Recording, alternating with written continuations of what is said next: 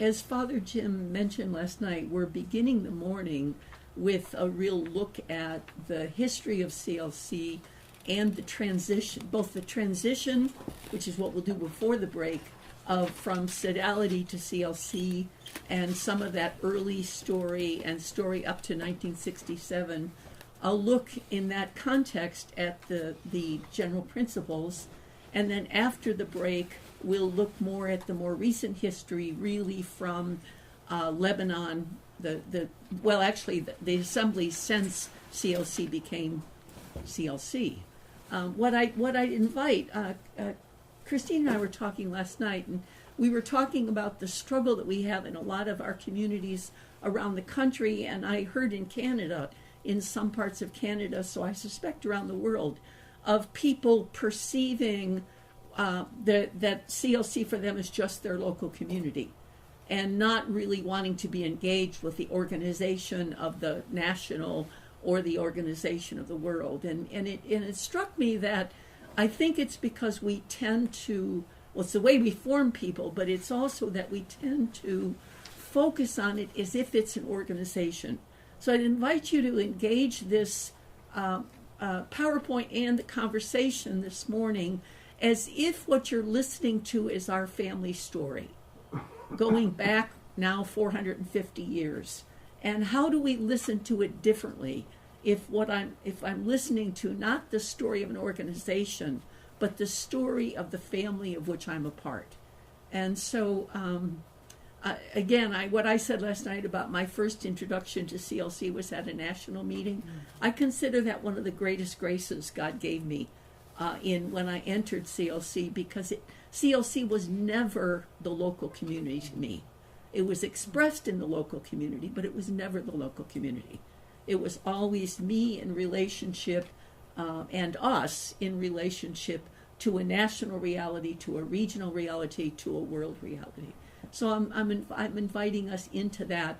I'm just going to walk through this, but if a question comes up or something, feel free to interrupt as we move through. But I'm going to try to time it so that we have time for conversation afterwards. Okay? So. Okay.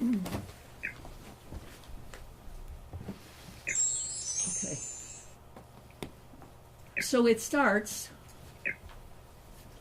Why is it not moving, Henry? Do it forward. Huh? Do it forward. I am. Oh, maybe, no, I'm doing backwards. Sorry about that. Now I got it right. It starts obviously with Ignatius and just his reality.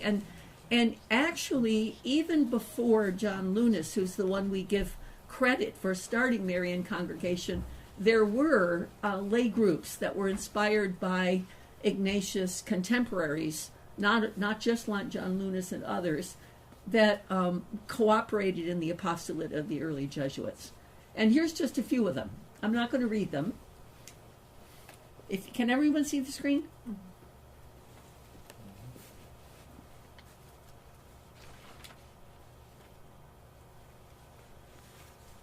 So just some examples of lay groups that were founded by the early Jesuits and that joined with them in their work and were grounded in the exercises.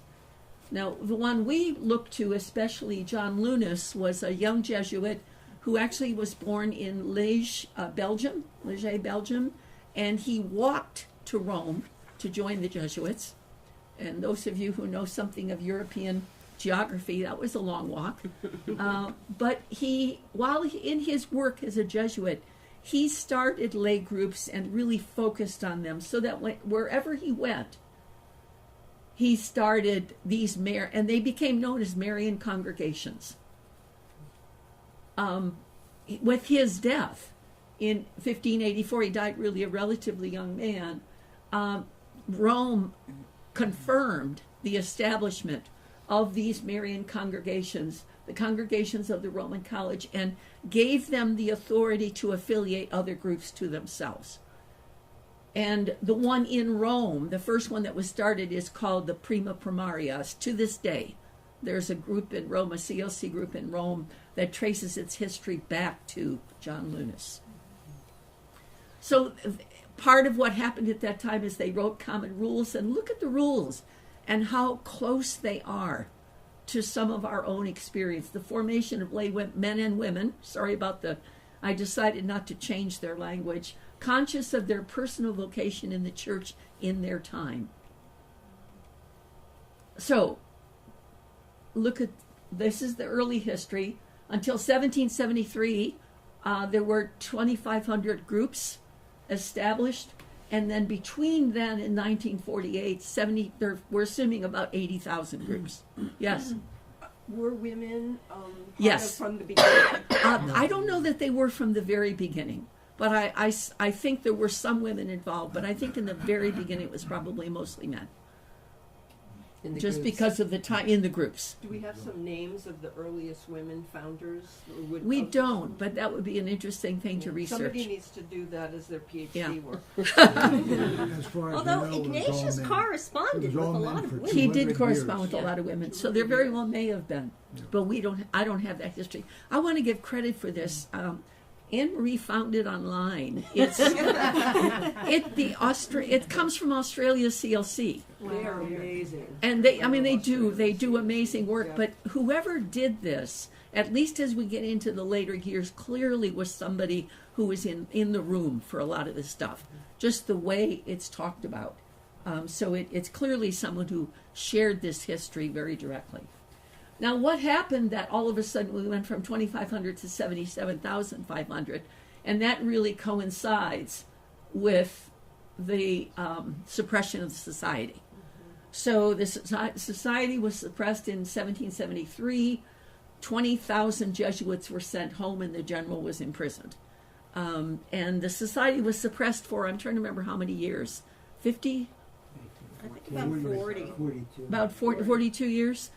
And during that time, what happened is later in that same year that the suppression happened, initially Marian congregations also disappeared, but in November, the Pope put the Marian congregations under the auspices of the bishops, just pulled it away from the Jesuits and put it under the auspices of the bishops. So they began to emerge in dioceses, and many bishops took it up.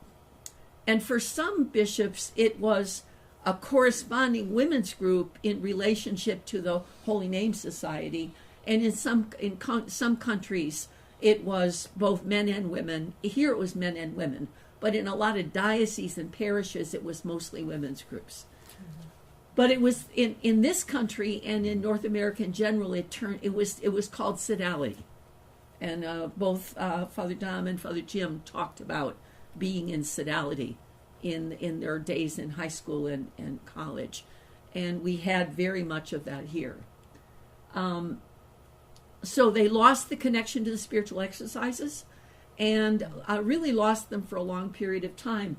But even in the early part of the 19th century, the Jesuits began to get re-engaged after the suppression ended. Began to get re-engaged with the sodalities, and then it became more formal. I'll put it back here for a minute. Louis Paulison was named by the general and asked to work with the Marian congregations and really help them get re-engaged with the spirituality and re-engaged. And he believed it was important for them to become a world reality. And so he convened the World Federation. And this is what he said. It's essential that we bring people together, essential that they can work, deliberate, and pray together, that they can cooperate with others and serve the church on the world level.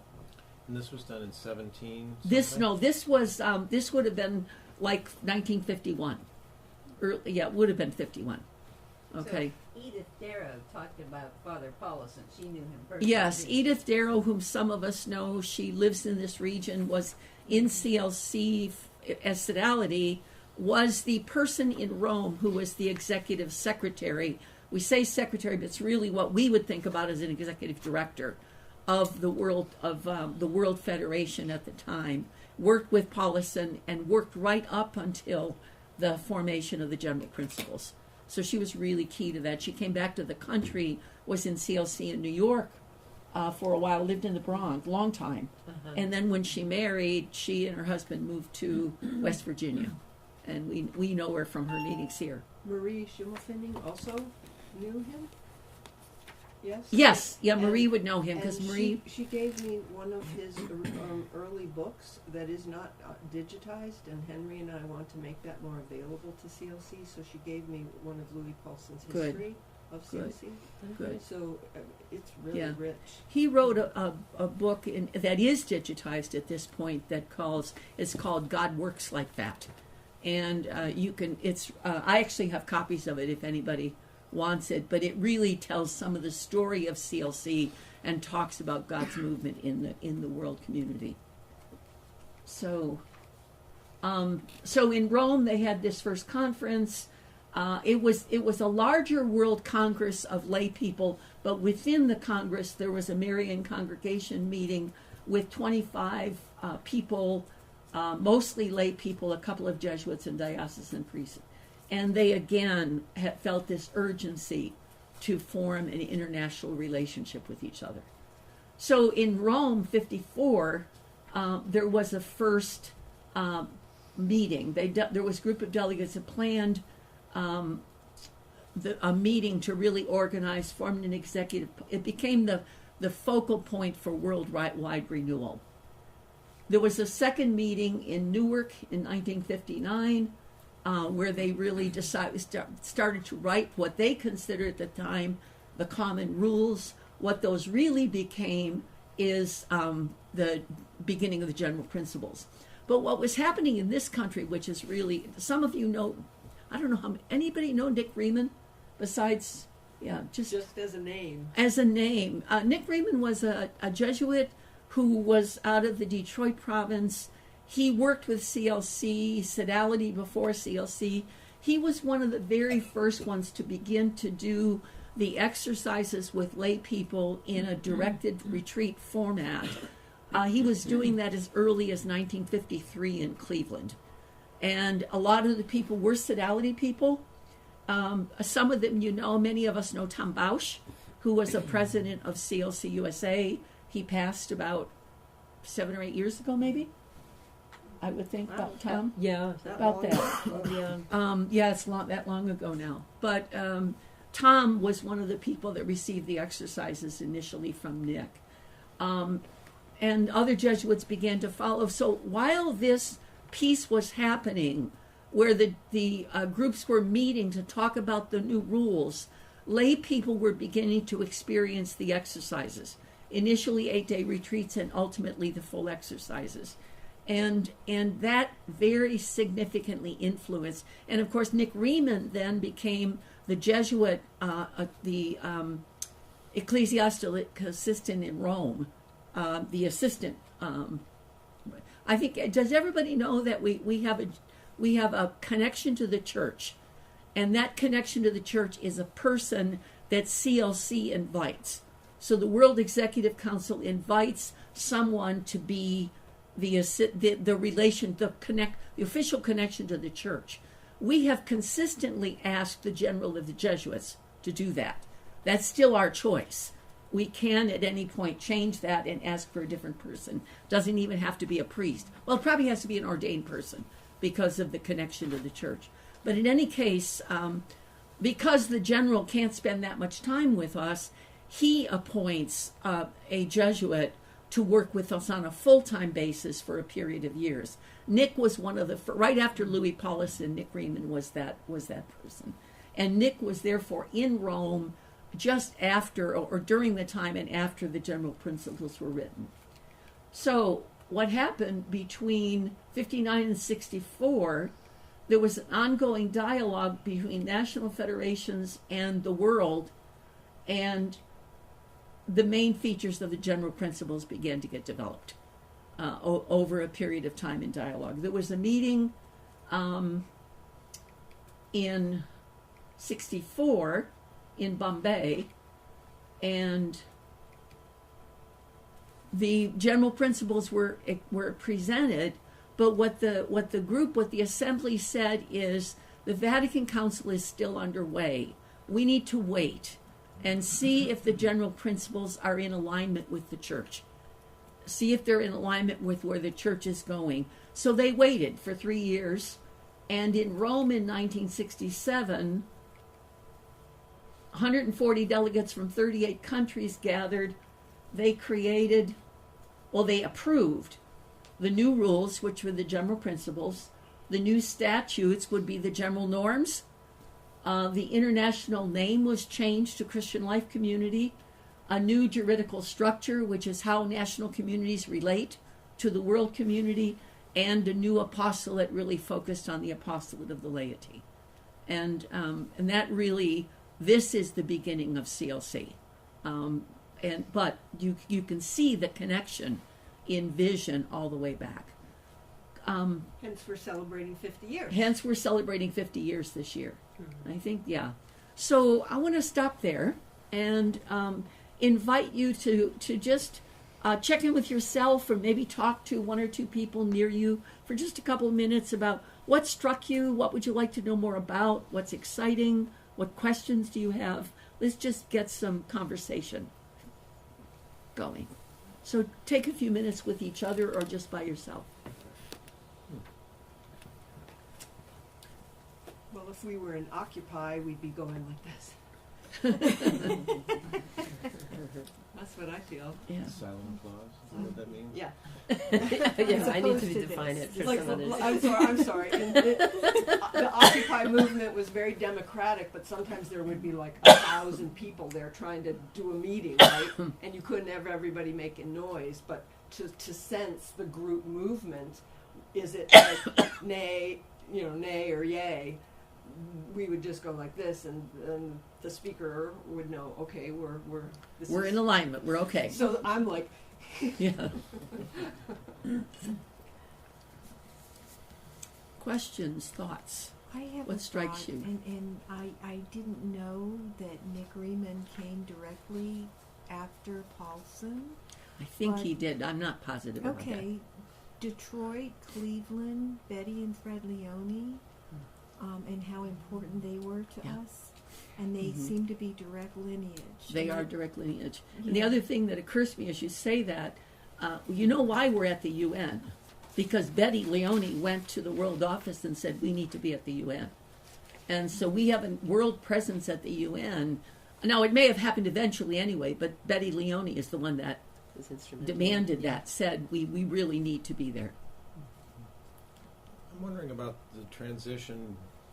So there was a transition where the Jesuits were suppressed, Mm-hmm. and then there was this massive growth because it moved beyond Jesuit parishes, I assume. Yeah, moved to all parishes all or any parishes. parishes. Yeah. And then I would think that not all of those transitioned back to No. a Jesuit, Yeah. and yet they were still small groups Yeah. after the fashion of the original.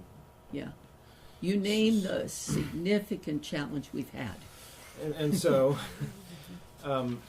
now they're reconnected, but not all of them, Right. maybe. And that seems to be what Yeah. we've been talking about here Yeah. off and on. Yeah. And yet the CLCs have a direct connection to the church through a Jesuit always. Mm-hmm. How are Well, they through a connected? Jesuit because we choose that. The CLCs. Yeah, we don't. Yeah. The assistant does not need to be a Jesuit. We choose it to be a Jesuit because that's it. And so then you've got the CLCs that are part of the Jesuit, have a Jesuit formational piece. Uh-huh. Are there still thousands or tens of thousands of these other small groups that are still called CLC and yet not Yeah, good question. formed within the There, Jesuit it depends on the formation? country. There are in India, different dioceses did different things, so that in India, some dioceses have thousands of CLC people and they're all under the age of 18. And others have thousands of CLC people and they're all coming out of the Marian congregation format and really know nothing about the spirituality. And then another diocese will have authentic CLC. It really, so that's the reality in India. In Lebanon, when I was on the World Exco, we actually said to Lebanon and to the Marian congregation in Lebanon, CLC is not responsible for your growth. You're responsible for your own growth. CLC is responsible, and we literally helped them separate because they were the large number of sodalities, if you will, that didn't have the vision were holding back the emerging CLCs. In this country, that was a really challenging time and continues to be. I think we have a legacy of it. At the time, I came into CLC in '73, so about 4 years or 6 years after this happened. And I was in New Orleans. First, I was in Omaha, but then I moved to New Orleans, and there were lots of sodalities in New Orleans. And then there were a handful of women, probably about 20, who said, no, we want to be CLC. So what they did is they continued to be part of their parish sodality, but then they came together separately and formed CLCs that really met. And then they came to the national meetings and they really engaged the larger CLC. Something similar happened in Washington, D.C., I believe. And, some of us know some of those, Margaret Fox. I don't know how many people here you certainly know Margaret Fox. Yeah. And Margaret was in sodality forever. There were a group of sodality prefects, former sodality prefects for the archdiocese, who came together. And what would a prefect be? The head sodalist, the head lay sodalist. Okay. In the diocese, and they came together, 5, 7 of them, to form a CLC a long, long time ago. Probably right after 67. Probably, yeah. That was on a whim, wasn't it? Yes, it was. And that was called on the whim. Yes. Yeah.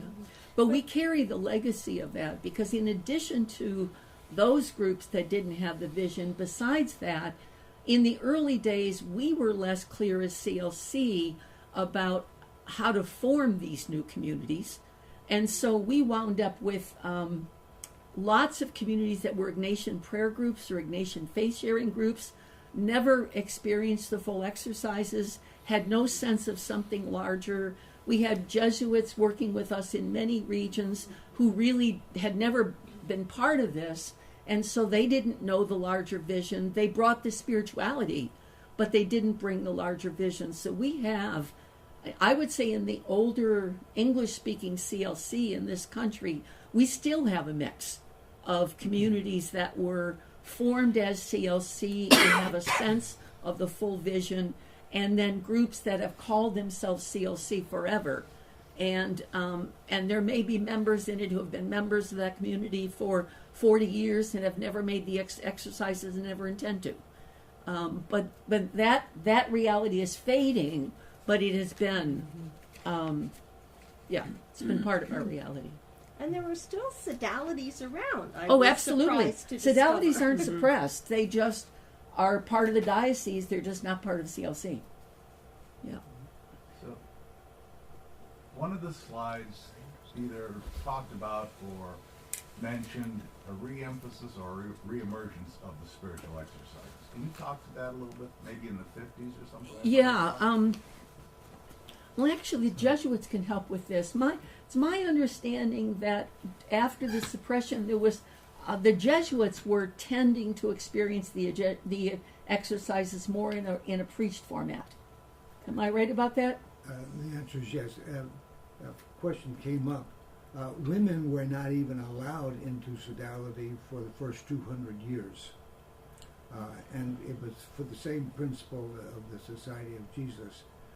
Women's role was to be in the home, raise the children, keep the family, whereas men were to go out on an apostolic venture. And so when the society was suppressed in 1773, it was then that the church wanted to keep the sodalities, even though they did not want the Society of Jesus, because they were the pillars of the church. There's a book, I'm trying to remember, Europe of the Devout by Louis Charpentier. Can you say that again? Louis? Louis, I think it's Louis Charpentier. Okay. The whole point was how the sodalities were the pillars of the church during that time period. And at the time of the suppression, bishops became the leaders of that is to say, the groups could stay under the diocesan bishops.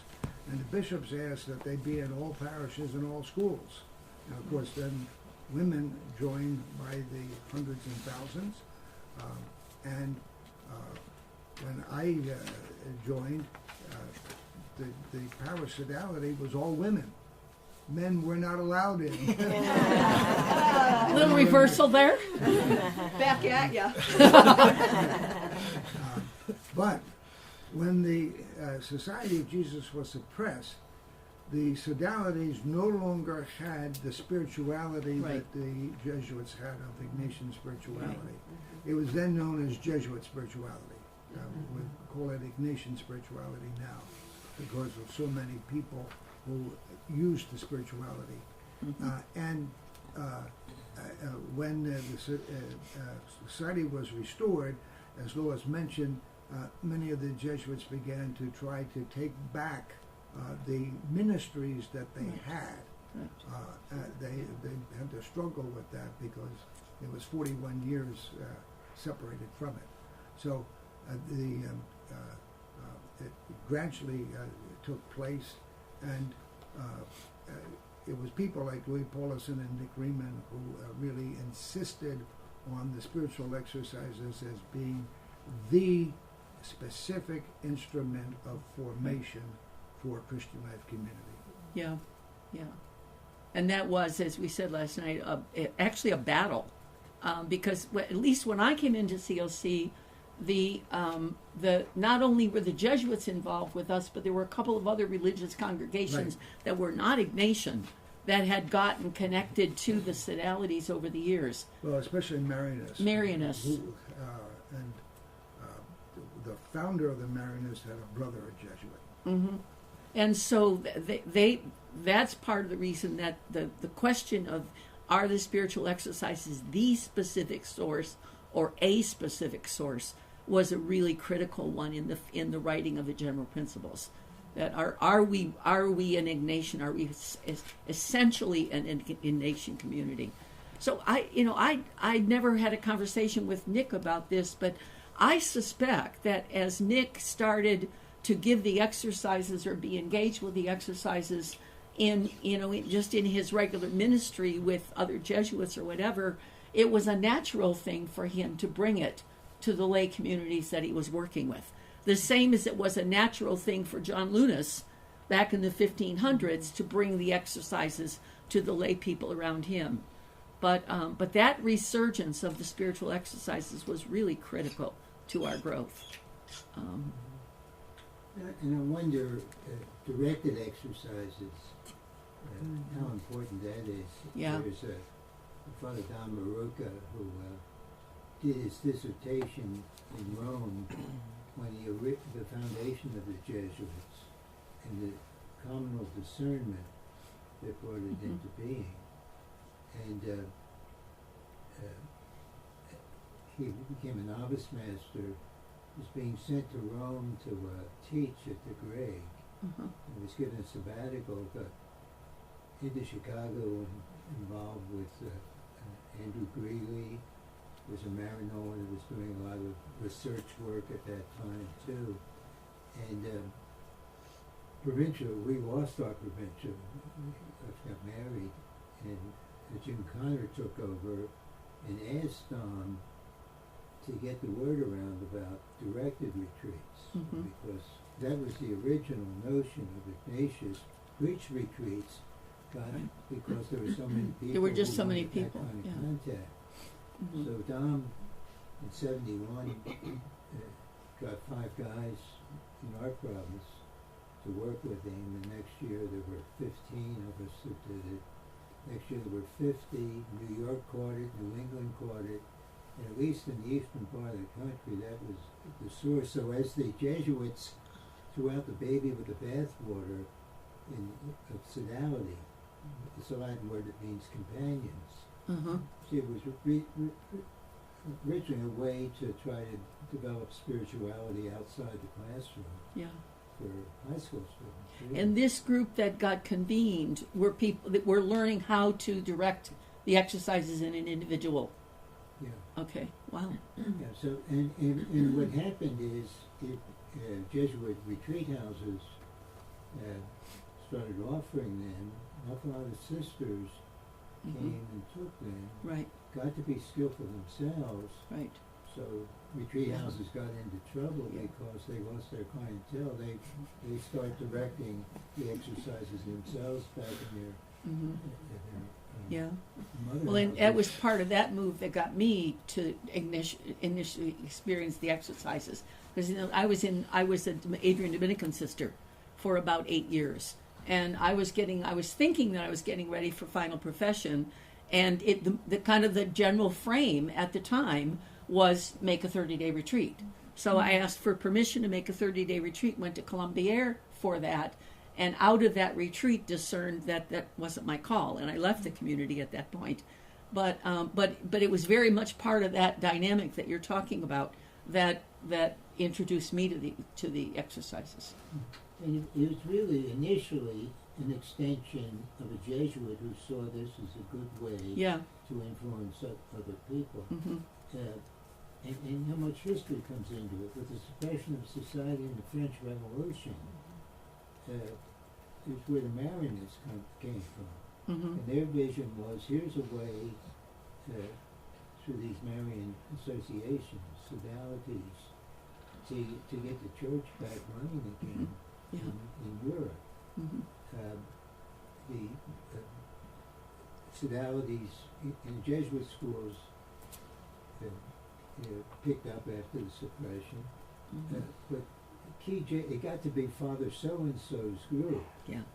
And for example, Rupert Meyer, who was named the Blessed, was a real opponent of the Nazis and was called the president of the Sodality All Men in Munich. Yeah. There were about 8,000 members. And they were a real political force against the Nazis. He was very outspoken.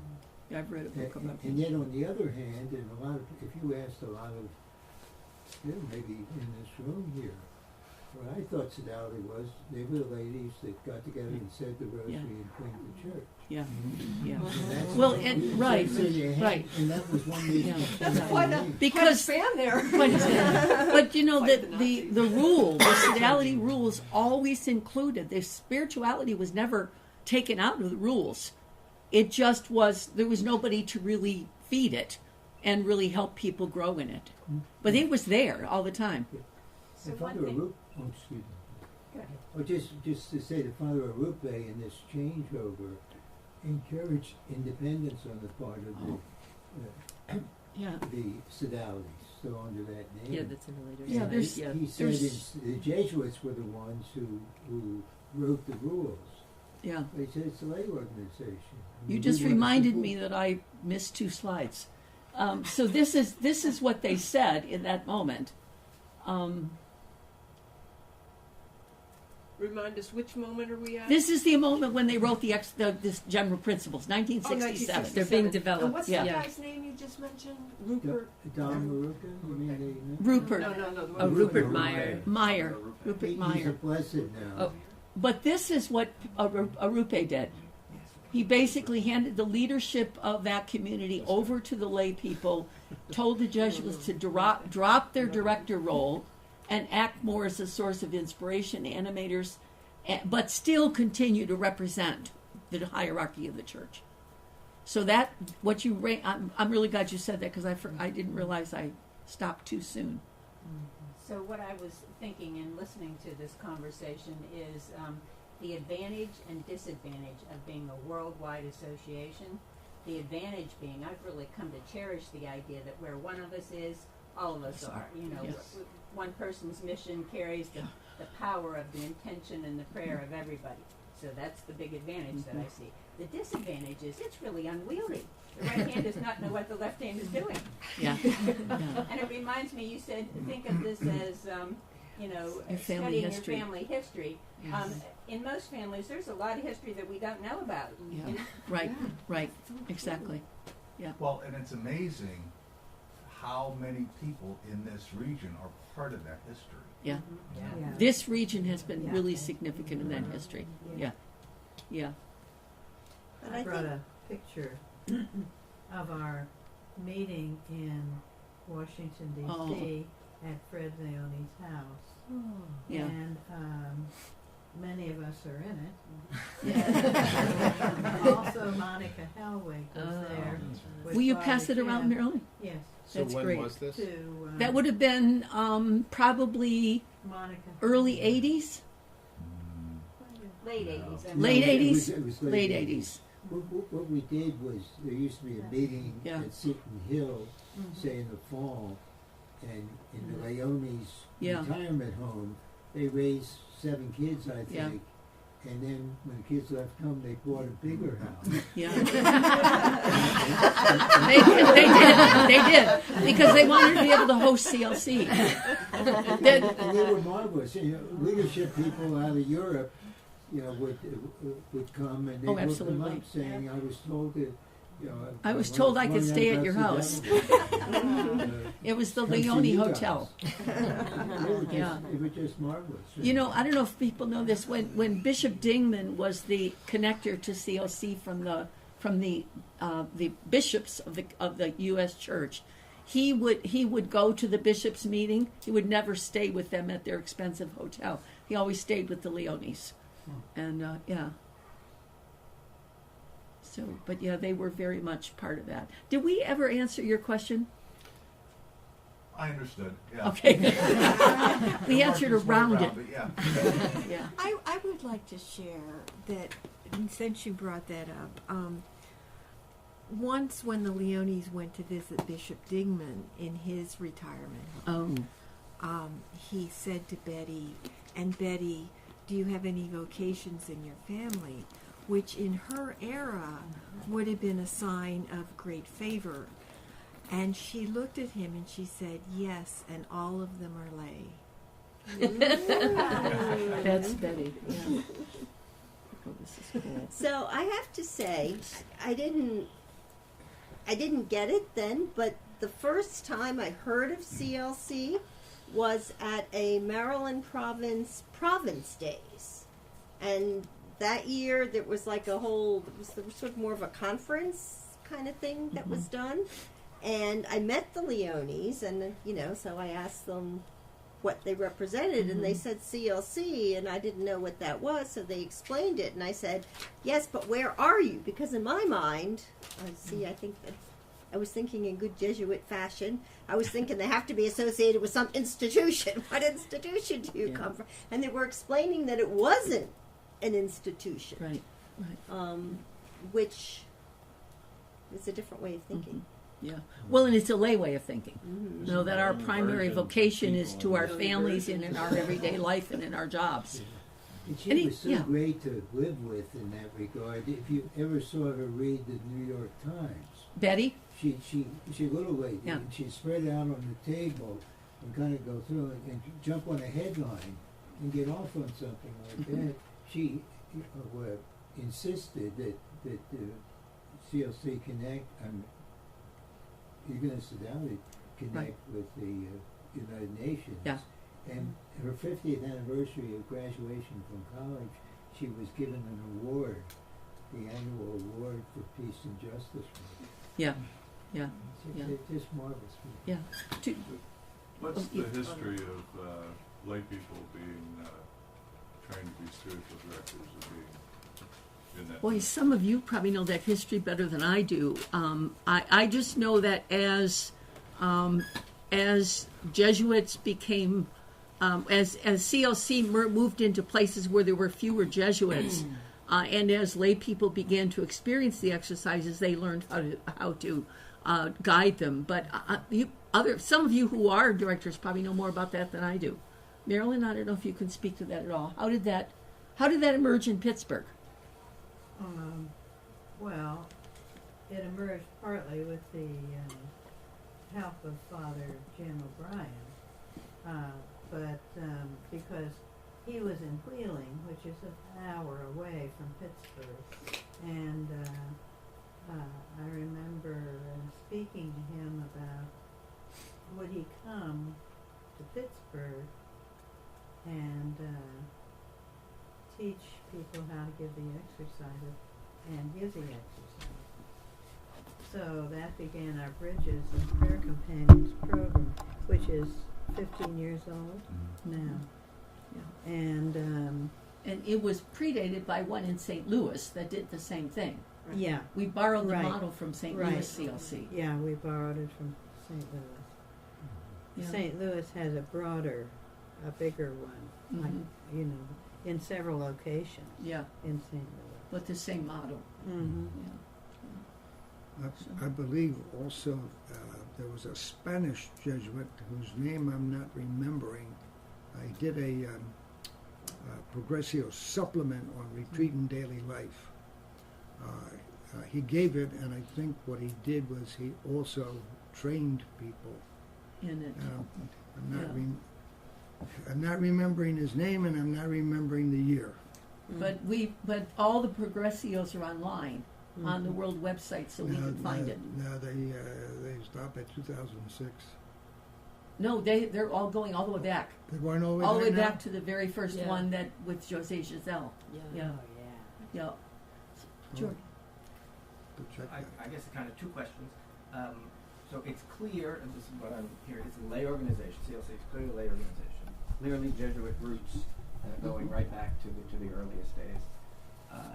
And the changes, Father Rupe making that very clear change in 1967. So at this point, what is the formal relationship of CLC with the Jesuits, with the society? And in general, what is your sense, because that's more formal, and what are people looking for from Jesuits if it's a lay organization? From I would say formally, one of the things that's important to the World Assemblies, national communities. I think we're going to let people bring 4 larger communities. This time I heard that. There are 4 delegates 4 from delegates. the U.S. Yeah, from larger communities, so the Yes, U.S. would yes. get 4. But typically, when the World Federation began in '67, a decision was made that no national community could send more than 3 people. And the reason was they wanted it to be a real discernment among all the nations. And if the developing countries were not able to really send more than 2 or 3 people, then we have a first world conversation that a few people get to listen in on. But every national community to this day sends their ecclesial assistant as one of those 3. So a third of the delegates at the World Assembly are Jesuits, typically. They're not all Jesuits. There's a few assistants that are sisters or lay people even, but generally speaking, they have a very strong presence at the World meeting, and where that's important. I think that may change over time, but where it's really important is like in Africa. We wouldn't have CLC in Nigeria if it weren't for Dominic being freed up to be able to really bring CLC to that. And I would say that's true in all of the developing countries. CLC happens initially because Jesuits who have the spirituality are given the freedom to be able to work with the community. And so in those countries, I was in Vietnam last November, it's now becoming more of a lay community, but there was a strong Jesuit presence in those first 10, 15 years of formation. And it's only now that they're beginning to get a lay formation team together and beginning to have lay people who are beginning to say, well, maybe we could direct the exercises. So in the early years of any national community, they were Jesuit dependent or dependent on a religious woman who was freed up and they were dependent on somebody who knew the spirituality. There have been very few cases where there are some where Haiti is forming CLC right now, and it's really being serviced by people from Canada, by CLC people from lay CLC people from Canada. So that's the developmental relationship. We have written document after document after document on the formal relationship between the Jesuits and CLC. The most recent one, I think, is the one that was written when I was on the Exco between Nairobi and Fatima. So it would have been written in about 2006. And Alberto Brito, who was the Jesuit that worked with us, took the lead on developing it. And it names a partnership, is what it names. It names the collaboration of two institutions and two world communities. But that document is also online. Yeah. And then talks about the role of the EA within that context. I'd like to come back to Brother George's question, and it seemed to me, George, the answer is going to be whether the Jesuits relearned common discernment. Because the difference, say, Reason Dahmen and I are still in this thing, is because we've learned to listen. And it's no I mean, it just comes out of the spirituality. But instead of saying, well, here's my vision, I'm going to offer it to you folks, and people are attracted to that, it's rather listening and encouraging. What's the Holy Spirit doing in the church? Yeah. This thing is so Vatican II, and so renewal of what the Trinity is, Right. and so much a sense of living by consolation. What's really speaking to my heart, and how is that amplified by as I listen to other people speaking from their heart? So it's really, you know, we call it a prophetic community, and literally that means speaking in the place of God, having the kind of confidence that Jesus had, where he could speak with authority. And, you know, we're people, Jesuits and lay people, who are being called to that. Shut up and listen, and find out what God is doing, and then the excitement of finding that out, and learning humility, and learning principle and foundation, and growing in spirituality when you get to be a listener to what God's doing. And the society is being called back to that, and CLC is trying to learn that, and they've been at it for a while, and we're making a little progress on that. And also for myself and others whom I know, there's a real fruitfulness in connecting, working with people, Jesuits, with the particular formation that you have, right? So we bring our lay experience, but the particular Jesuit formation also is part of the dynamic. So, and I would say, in my many years of working with Jesuits, I think one of the challenges for you Jesuits is separating the Ignatian formation from the experience of being in the society, or kind of the formation of the society, because those are so intertwined. That I think it can be hard to recognize that there is a piece that overlaps for us in the spirituality, but it's going to be different for the laity.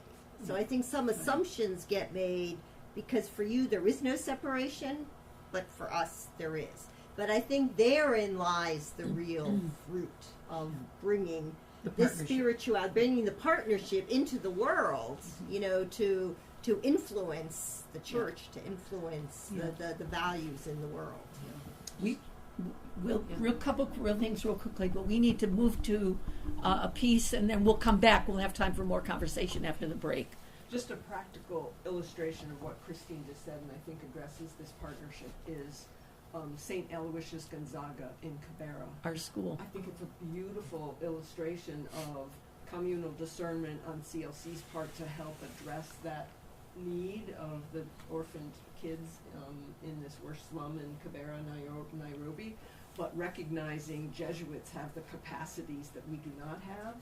And so that mutual And collaboration relationships and we don't have. partnership, it is enabling a vital ministry. So I think that's just illustrates Yeah. how this can be so life-giving and Yeah. fruitful. Yeah, and that it so fits what you said last night about Tamra. A young CLC person had a dream of a school for AIDS orphans in Kibera, and that dream came out of the World Assembly that we held in Nairobi in 2003. He brought that dream to his community, discerned it with them, and Father, oh my gosh, I'm blanking on his name. Terry Charlton. Huh? Terry Charlton. Terry Charlton. Father Terry, who was the working with the CLCs there, was part of that discernment.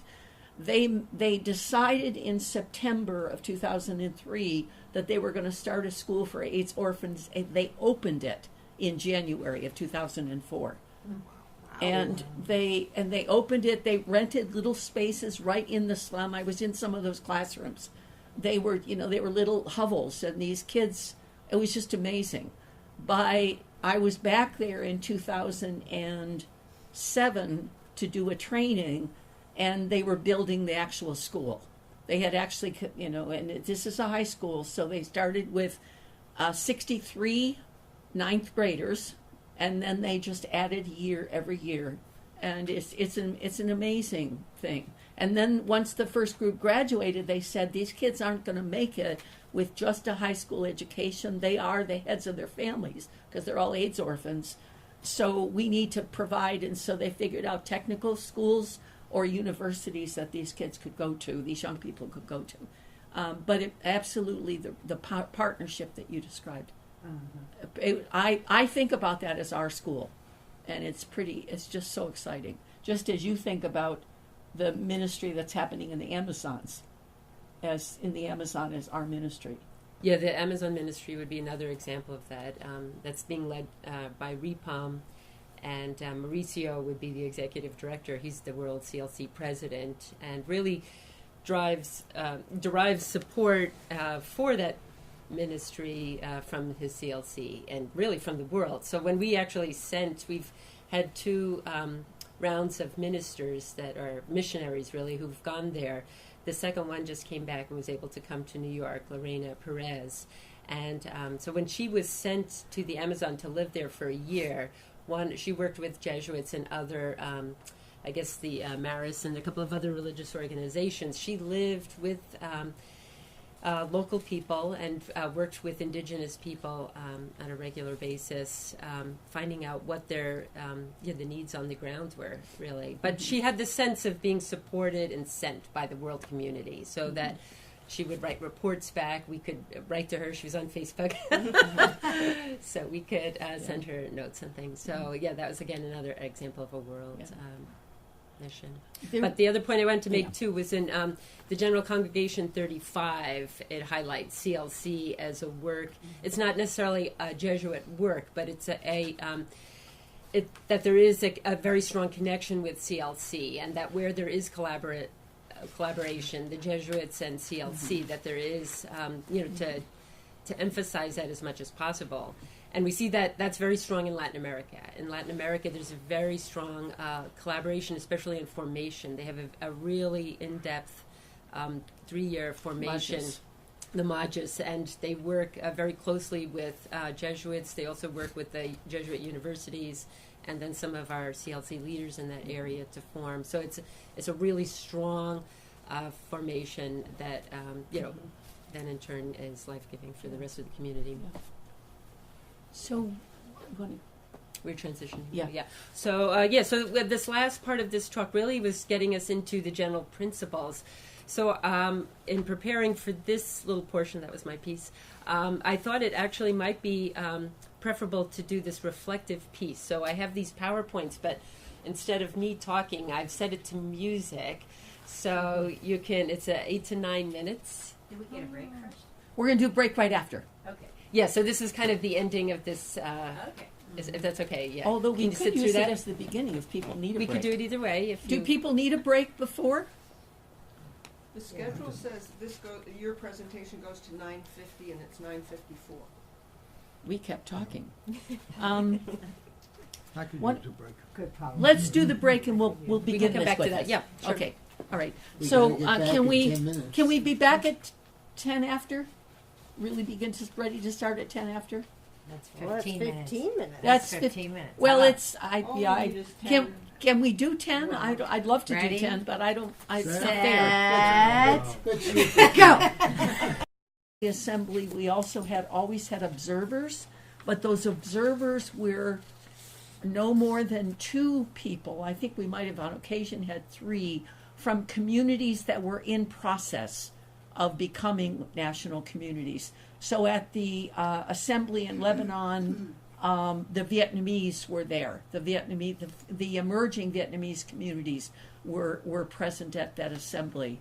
And every national community that becomes a member is an observer at least one assembly before they come. We want them to have the experience of the world community before they actually officially ask for membership. So, so that, and I like to think about the assemblies. You remember that slide that showed the national community and the world community in dialogue as the GPs were formed? That's what I think is the dynamic in an ongoing way, and I hope that becomes clear as we talk, that the world community operates directly out of input from the national communities, and what's happening in the executive council that Anne Marie is part of is implementing what we did at the last assembly in Lebanon, listening to the communities and prepping us for the next assembly. And that's what happens each time. So the first assembly after the general principles were named was Santo Domingo in 1970. It was a communal deliberation looking at the general principles. It had been 3 years since they were confirmed. And looking at the role of the CLC in the crisis of the church and the challenge of development. So that's what happened was the assembly itself moved into crisis. This was the most, there were 2 assemblies that really had a huge amount of conflict in them. And so the assembly had to deal with in a very discerning way what that conflict was about. But out of it, what became clear is that they had a lot of work to do with each other. Keep in mind, they had been sodality 5 years before, and we had all the mix that you were talking about of all the sodalities trying to figure out what CLC was. And then you had the complexity of people coming from probably 50 countries around the world. So there was some real lack of clarity and need to do further clarity on the structure of CLC, the nature of CLC, how do we communicate with each other if we're going to be a world federation, and on what does it mean, apostolate. So all of those things finally emerged as questions that needed to be continually explored. Probably was the work of that executive council. Because what happens at a world meeting is you start by reflecting on you start with prayer. And then you start reflecting on the experience of the communities over the last 3, 4, 5 years, whatever time period it's been. And then you look at that and say, in the light of the theme, and say, what is this calling us to? And then the assembly always comes out with a document of some sort that names the direction, names the goals and the vision for the next period of time. And then the very last thing that the assembly does is elects a leadership group to carry that forward. So that's the frame of every single assembly. So the group came back together in Augsburg, and you'll begin to see the justice themes emerging. And over half of the assemblies are in developing countries. And so you see that just sense of immersion and connection to the poor and to developing countries. So 170 delegates at that point from 40 countries. That was the theme, a community of service for the liberation of all. Again, I didn't change the word, liberation of all people. What I thought this was important to name, because recognizing that the liberation of all people is at the core a political problem, the question that they were asking themselves is, should CLC as such, not just the members, make it their concern? Should this be a concern of the body, not just of the members? And the answer was yes. Now again, we're in process, so there were nuances, but the answer was yes, this is our concern as a body. Four things, I also thought was really significant. So for direction in the next 3 years, between, 73 and 76, commitment to the transformation of structures, openness to the world by presence, collaboration with all people of goodwill, solidarity with the poor and oppressed, and ecumenical work. Recognition of the central importance of formation in the exercises. Keep in mind it was really new to us at that point. And a community life which shared a strong community life. And again, that was a new thing with CLC. Most of the sodalities were larger, much larger groups of people. Some of them might have been smaller, but the size of the community became much smaller, and faith sharing became a part of community life. 3 years later in Manila, 39 countries, 5 continents, poor with Christ for better service. Then, I won't say any more about that, but in Rome, 3 years later, this was a really significant one. 42 countries represented toward a world community. Up until this point, we had been the World Federation of Christian Life Communities, in the plural. And the question for this assembly is, can we move toward being one world community at the service of one world? Moving from a federation to one world community. So giving up some authority in the countries and really seeing themselves in full partnership with each other. So should we now actively strive to become a world community? The answer was yes, 23 communities, no, 7, and abstention 6. So it was something of a stunned silence. This, you can tell the person was in the room. The General Assembly was saying yes, but it was a clear but humble yes, uttered without reservation and fear. A momentarily silence acknowledged that, and then came the applause. And then came the song. So it was really the first moment of experience world community, but because the response was so tentative, the EXCO that was elected said, we need to spend the next 3 years in almost an Ignatian repetition. And so when they came back together here in the United States, this is the only assembly that's been here since CLC in 82, and I actually was at that assembly. So it must be the case then that the World Assemblies don't operate on the basis of consensus. It's majority rule? That was a tentative consensus, but no, it's not majority rule. We really try to move. That's why it was a yes, but not a full yes. Yeah. And so because it wasn't a full yes, the agreement was we need to spend the next 3 years in prayer and reflection and conversation on this. So they came back to the assembly in Providence, and it was the same theme. Are we called to a world community? And so it was Ignatian repetition.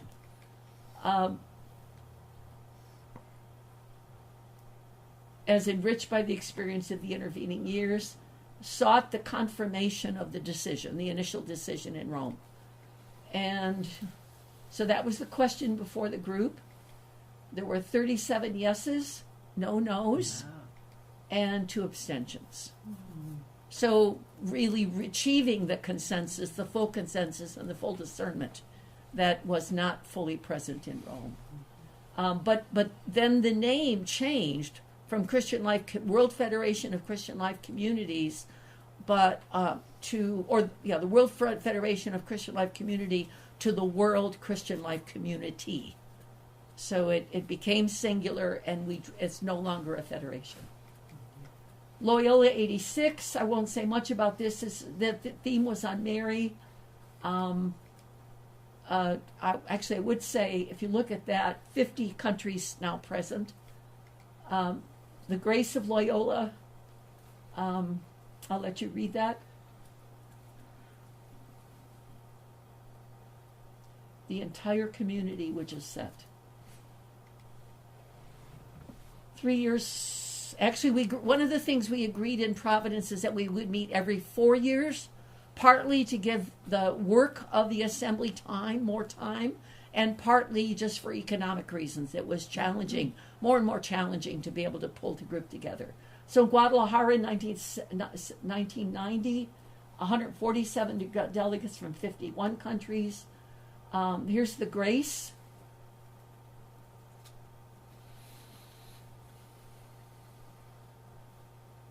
Recognizing how in process we still are.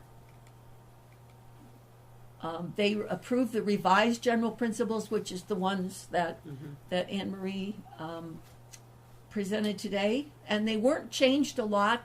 There were nuances of language that emerged from our greater clarity about who we are. Hong Kong, 4 years later, 100 delegates, now 159 countries, so the community is growing. How many countries? 59. And here's the theme. I've come to bring fire to the earth, and how I wish it were blazing. In every case, the theme was a phrase followed by a scripture passage. Grace of Hong Kong, call to mission, a conversion, and the asking for majas. Integration of social realities into our life, the awareness of being a community called, sent by Christ, reading of the signs of the times. And in Hong Kong, there were a lot of formation. There was more and more clarity on the need for formation. So we began a series of international formation courses that actually USA CLC were also very involved in. Barbara Vidola was very much part of that. Marianne Rouse, some of the people that went to those formation programs. At TIC 98, this one really critical and really beginning the new era, our modern clarity about ourselves. 54 countries coming out of ITIC. Here's the theme: deepening our identity as clarifying our common mission. And the document that came out of that was CLC, a letter from Christ written by the Spirit and sent to today's world. Powerful document that's on our website. Yeah. Very powerful document. But the clarity about common mission really emerged at this assembly. And we talked about 3 areas of mission: freeing the power of Christ to our social reality, finding Christ in all our varied cultures, and letting His grace illuminate all that needs transformation, and to live Christ so as to bring Him to every aspect of daily life in the world. We talked there again, if we're going to do this, we've got to be more and more and more deeply grounded in the spirituality and in the exercises, and that our formation needs to be for mission. That we need to change our formation so that we're more and more clear about apostolic action. Out of that assembly, there was a lot of tension and confusion in the world community. This was Fernando Salas was our EA at the time. Gilles and Leah Michaud, who some of you know from Canada, were the people at the national office and the World Office. Yes. So what they got clear about as they listened to national communities is that people were saying, but we have our individual apostates. What is this common apostolic action? What does it mean? And that's where the clarity about we just refer to as DSSE, but it's discerning together. Father Jim talked about this last night. Sending, supporting, evaluating. So that even in my individual, my community, our community, it's not at all unusual for somebody to bring a question for discernment to the community. Now, it's my question, and ultimately the discernment is mine. But the community gives me input, discerns with me, sends me, supports me, and then holds me accountable to the discernment and to the decision. So this clarity went into Nairobi, and the assembly. I was at this assembly, and at this assembly, we said to the national communities, how clear are we in your community? How clear are we in the United States, in Canada, in Kenya, in Hong Kong? How clear are we about being an apostolic body and being called to apostolic action? And we actually created, it was almost a rainbow of, everybody had put their color up there, and it was a whole range of not really clear at all to really let's go for it. And we saw the breadth of the world community in terms of its journey to be clear about DSSE and apostolic action. So this was the grace we were asking for, to move from being a community of apostles to being an apostolic community. And what we said, what we got clear, and what the document from Nairobi talks about is that if we're going to do this, our formation has to be more oriented toward becoming an apostolic body, and we have to really find ways to support members to engage the spiritual exercises. Because they're pretty readily available for us in many places in this country, but that's not true in countries in Africa and countries in many parts of the world. So how do we make the spiritual exercises available, and how do we help people get the centrality of them? And then leadership, we said if we're really going to become an apostolic body, it calls for new skills in leaders. So two of the things that came out of this assembly in the 5 years now between Nairobi and the next assembly were we wrote the new formations. Many of you who are involved in formation have seen the new formation document. That was written by a collection of people around the world that names how formation needs to change. And we did a leadership course in Rome that I helped. Levi Masechi from Kenya, myself, and Rita Al-Rami from Lebanon took the lead. We convened 20 people from 5 continents to Rome for 6 days and did a leadership course that we then took out to different parts of the world that really aimed at how do our leaders help make this happen in the national community. All that stuff went to Fatima. Our clarity about Fatima is that Fatima was about coming back together, having lived this for 5 years and saying, what have we learned? So the scripture passage we used was the apostles gathered around Jesus and told him all that they had done. And out of Fatima, this was Father Nicholas's beginning of his term. He really challenges around being a prophetic community. We reaffirmed the call to apostolic community. We got clearer that we needed real creativity and flexibility in places where the spiritual exercises were less available. We realized that we were really sloppy in a lot of countries, including this one, about the nature of commitment. Which we're going to get to celebrate on Sunday. But, what does it mean to be committed to CLC? And so we invited more clarity on that. And then we got clearer about apostolic action and began to name some of the arenas in which apostolic action might happen. And again, the document is on the website. That took us to Lebanon 2013, which both Anne-Marie and I were at. And actually, Anne-Marie was at Fatima. I don't know if you want to add anything about Fatima. The theme was From Our Roots to the Frontiers. This is my beloved son. Listen to him, and I'm going to let you do this. The Fatima? Uh-huh. This is no, that's I forgot to take that slide out. Lebanon. Oh, yeah. So since Lebanon, now I erased the wrong slide. Are That's we what talking about the happens when you do graces things of in the middle of the Lebanon? night. Or, I'll pull it up for you so that we okay.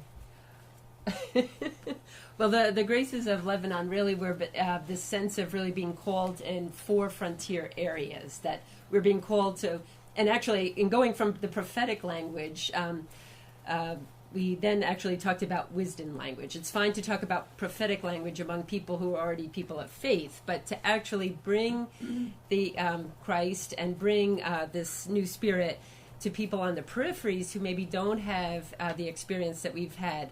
This is an invitation for wisdom language, kind of using the language with the people that we're at. So Father Nicholas really emphasized that point. And then we looked at the 4 frontier areas. Now, this was a result really of a survey that was done of all the national communities.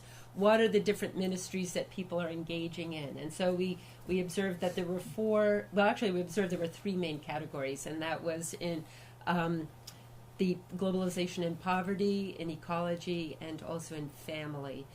And while we were there, the 4th one of youth and young adults came up. So we established that those 4 would be, So there was also this, in addition to the 4 frontiers, there's solidarity with other in struggle.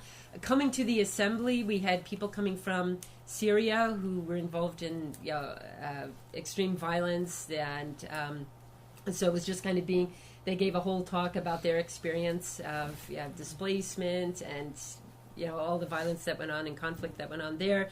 We also talked with those from the Sudan who, there was one of the attendants there who spent 2 days traveling from his place to the airport in Sudan to come to the assembly, and what were some of the struggles that they had there as well. So there was a felt sense of if one of us is suffering, all of us are suffering in that. So it was a kind of a solidarity, a strongly felt sense of solidarity with our world community. And then we also, the apostolic, the fundamentally lay identity, that this really is a lay vocation. How do we live that out personally, collectively, and how do we see that as a vocation in our daily life? So those were the graces that came out of that. And then this brings us to the lived experience, where more and more we're hearing, and I've heard many of you say before, that in that experience of the exercises, or really in the ongoing reflection and prayer, there's this deeply felt sense of God's love for us personally. And having that, then, out of that love, we have this kind of almost a sense of being called forth to share that with others. And where do we feel that being called? So what we're finding is that these 4 frontier areas is resonating with people worldwide. We're seeing that there's a migration project that's going on in Europe, where at the frontiers, where we have members from Italy as well as Lithuania and other areas of Europe, where they're for 6 months out of the year they're greeting refugees that are coming to the shores of Sicily, and they're working with them for 3 weeks, more as hospitality, but there's this sense of being of service to people in this really rough situation. St. Al's, there's ongoing support for that with the building of the school, and now the dormitory for the girls who were precluded from attending because of family situations. The ecology networks was a huge one, where we were told to network, and that's been a buzzword, I think, even among the Jesuits, to network. So about a year after the assembly, the Global Catholic Climate Network formed, and CLC was in there from the get-go. So we've been part of the steering committee of that, and that's now it's grown by leaps and bounds. It now has 400 member organizations, and is really trying to connect Catholics worldwide to the issue of ecology and eco-Jesuit. We had CLC developed an ecology commission, which is from people around the world to kind of address some of these eco issues. And certainly at the UN, our working group there has been involved with the Sustainable Development NGO there, and most recently the Ocean Conference, and now is coming up with a plastics project that we're joining forces with, I don't know, it's 1,400 commitments worldwide. Now those are secular and faith, but that we're involved in, in reaching out with all that idea of reaching out with people of all goodwill to do something. So we feel a kind of solidarity worldwide. And then, of course, with REPAM in Latin America, really bringing to light some of the issues in the indigenous people there, but also even the Amazon. In the Amazon, I mean, 20% of our oxygen comes from the Amazon. That's like 1/5 of the air we breathe is due to the Amazon. So it's really for, what we're doing. So we're raising those issues. And the missionary also has been kind of an on-the-ground direct contact for us in giving us information that we can then share. And her reports are posted on the website. With the family, we had the family synod that we were fortunate Nancy was able to go to. I'm sorry, you went to the international gathering. So the family synod was in 2015, 2016. So we did have CLC members worldwide that attended those two synods in Rome and had a few side events, a couple of controversial ones. But again, addressing that idea of like, not all families are hunky-dory, right? They suffer these irregularities, and how do we, as CLC, personally, I mean, most of us have an irregularity. I would say they're all messy. Every one of them. That's what I always say. At least everybody's one messy. A dysfunctional family, that's a kind of a redundancy. That, for most of us in CLC, that's our lived experience, being in family. And how do we bring that vocation, how do we bring that charism and sense of mission to the family and that lived experience? So the synod actually came in a timely way in 2015, 2016, and then we had the CLC International Gathering, and you'll talk more about that, right? Later? Sure. Okay. I don't know where Yeah. to go yet. But Okay, but that was huge because we have people worldwide engaged in very, clear ministries and family and bringing those areas of expertise together. Yep. And then youth, we had the World Youth Day, and then in Malta there was a CLC gathering on youth, and then there's the upcoming synod next year. But what we're noticing, if you could just go back one slide, Oh, sure. yeah, the all of these movements we're finding are in alignment with Pope Francis. I mean, he came out with Evangelium Gaudium, which is go to the peripheries, and these are the areas that are in need of the light of the gospel. Laudato Si, the idea of an integral ecology, the cry of the poor and the cry of the earth. Amoris Laetitia, which is deepening the experiencing of love in the family. And then the Youth Synod, which is now called for next year in 2018. But this November, he actually put out the survey soliciting input from the youth. So we're really feeling... The same four. Yeah, it's like, whoa! Right? What's that alignment? Yeah,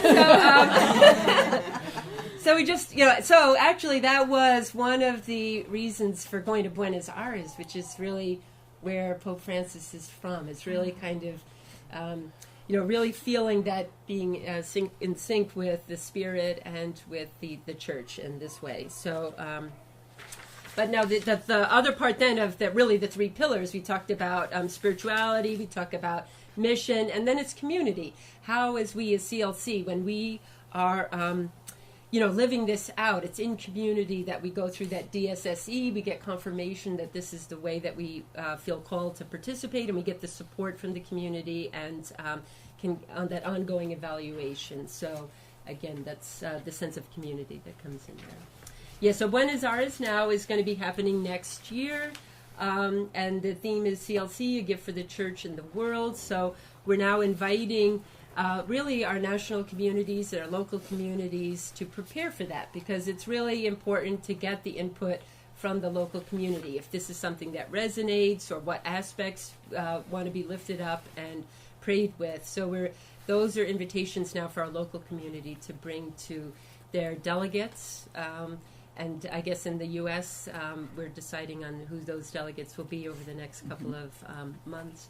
Right. And so they'll be collecting that information to bring with them to this assembly here. But the idea here with the loaves is that, when Christ was preaching on the hilltop, and at the end of the day, the apostles are worried that people need to be fed, and they're like, okay, let's get these people home so they can get some food. And Christ is saying, well, no, I mean, you should be able to feed them.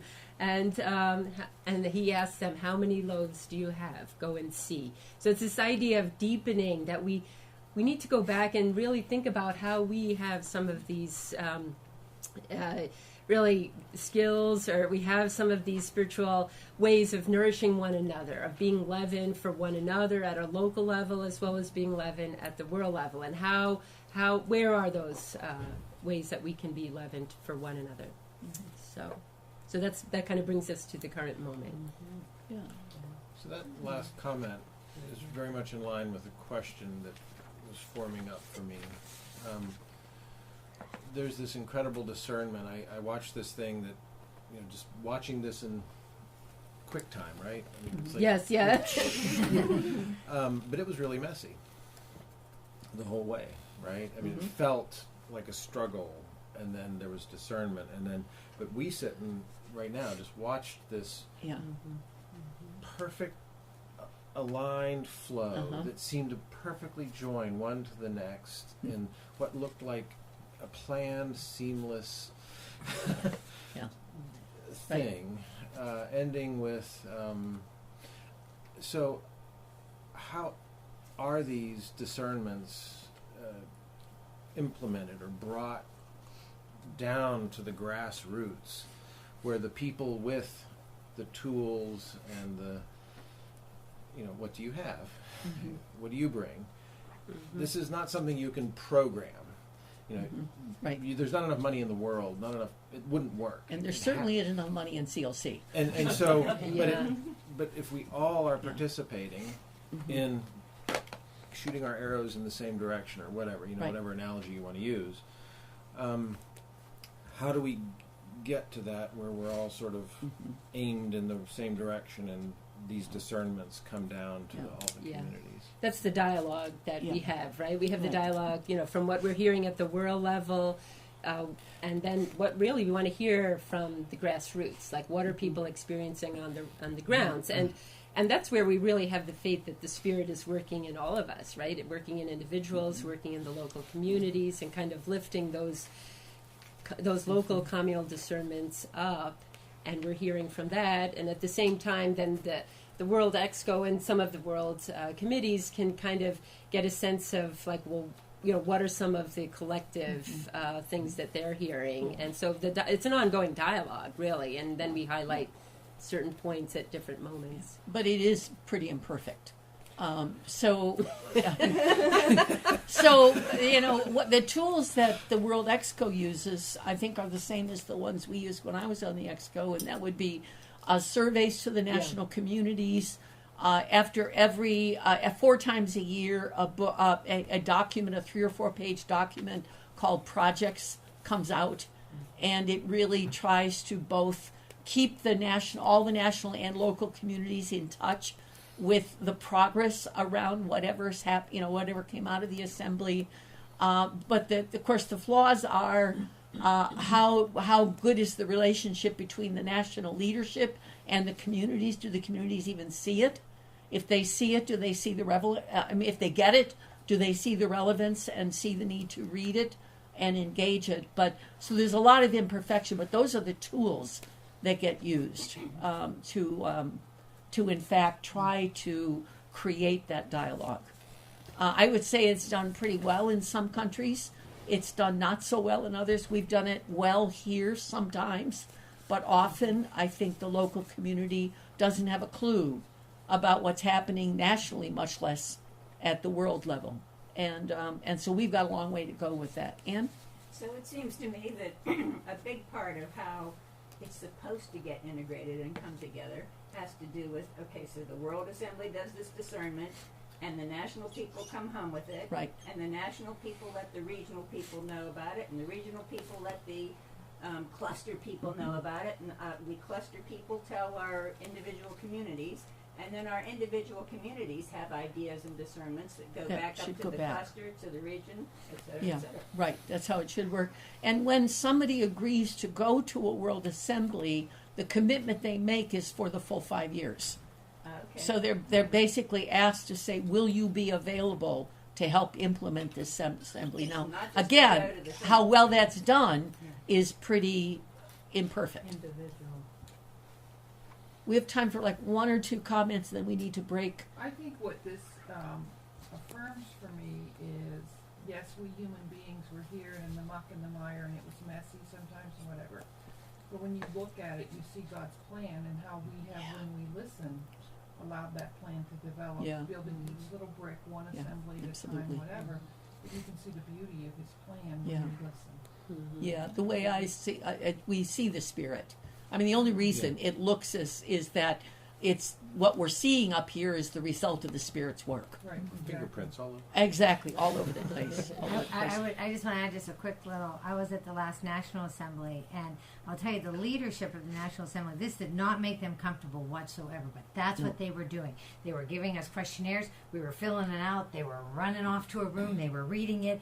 And I remember the one guy saying, "Oh, I like things just tidier than this, but this is going well." And he like run away, and you have these out, and it was just earth moving, just being a part of that and watching that communal discernment with like 300 people. Yeah. They were from all different. Those of us who were part of that didn't get much sleep. Yeah, I bet. Yeah, because we did. We cared. When the assembly ended at 9 in the evening, we needed to go and figure out what was going to happen the next day and prepare the materials and prepare the talks or whatever. Yeah, so it was. We very needed much. shifts. We needed like evening shift, night shift. We needed shifts going. We needed rotation. And I think too. So I'm going to talk about this after lunch. The organization, and I think that's an ongoing process in how we are organized nationally. I mean, there's been some talk about shifting that, and actually some changes have occurred. With the reason for the organization is to facilitate, exactly, what Anne so neatly described, right? And if to the extent that it isn't facilitating but hindering, that would be something to look at, as maybe that's what has changed. Right. Yeah. Out of this, my elevator speech is that CLC is a worldwide association of lay Christians committed to living out their life through Ignatian spirituality, and committed to fully integrating their life with their faith. And I always add, with a fundamental option for the poor, commitment to justice. That I think those are the essential things. But it's not. I think the thing that we struggle with is, I would say, even in our community, half of the people in our community would say, "I'm a member of CLC," and half of the people in our community would say, "I'm a member of CLC community." And I think that's a real significant. Do people perceive themselves CLC, and therefore I'm in a community? Or do they perceive the community as CLC, and I happen to be a member of it? And from me, you don't see the difference? No, say it again.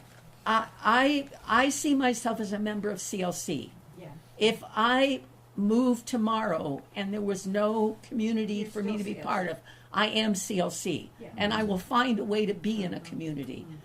I think a lot of people in our national community perceive themselves as a member of a CLC community, and if the community dies or they go away, it's like, I'm no longer CLC. Okay. As an illustration of that is in France, where they have 7,000 members. If a community grows, the leadership splits the group and directs some to this group and some to that group. I'm not sure that would go or fly here in the U.S. We're so connected to a particular group of people and feel like that's our role. But the clarity is the bigger. Yes, right. Yeah. You said the clarity there is There's the larger community. They're members Is of the that I'm community. a member of the world community. Yeah. Yeah, Marie, we just did that with a group not too long ago. We started with 21, and Father Dom and I were splitting them into groups so we could share in a timely manner. Yeah. And some of the people left. Yeah. Now that some of them have come back and formed a group. Okay. Yeah. We experienced that here in the States as well. Yes. It is time to break for a mass. Mass is in 15 minutes. Yeah, So 11:15, 11:15.